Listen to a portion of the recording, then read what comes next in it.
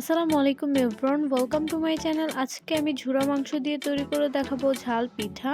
পিঠাটি তৈরি করার জন্য নিয়ে নিচ্ছি 2 কাপ ময়দা, দিয়ে দিচ্ছি হাফ চামচ লবণ, চিনি দিয়ে দিচ্ছি 1 চামচ। এবার শুকনো উপকরণগুলো মিশিয়ে নিয়ে তারপর দিয়ে দিচ্ছি 2 টেবিল চামচ সয়াবিন তেল।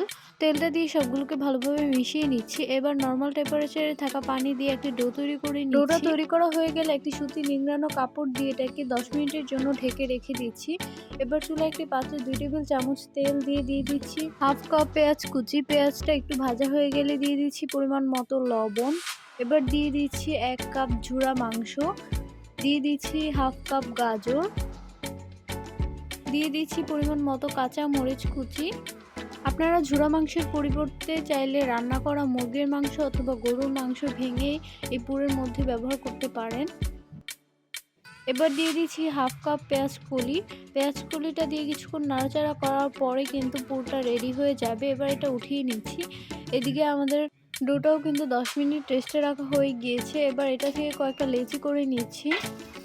এখানে আমাদের 5টা লেচি হয়েছে। এবার এখান থেকে একটা লেচি নিয়ে বাকি লেচিগুলোকে আমি একটি কাপড় দিয়ে ঢেকে রেখে দিচ্ছি যেন এটা ড্রাই না হয়ে যায়। এবার এই লেচিটা নিয়ে এটাকে একটি রুটি বেলে নিচ্ছি।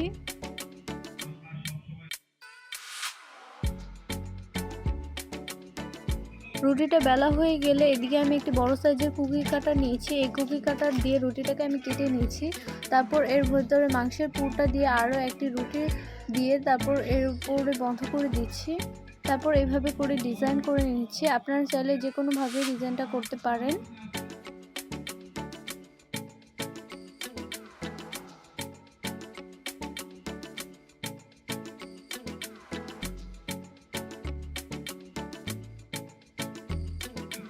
সবগুলোকে আমি এভাবে তৈরি করে নিয়েছি।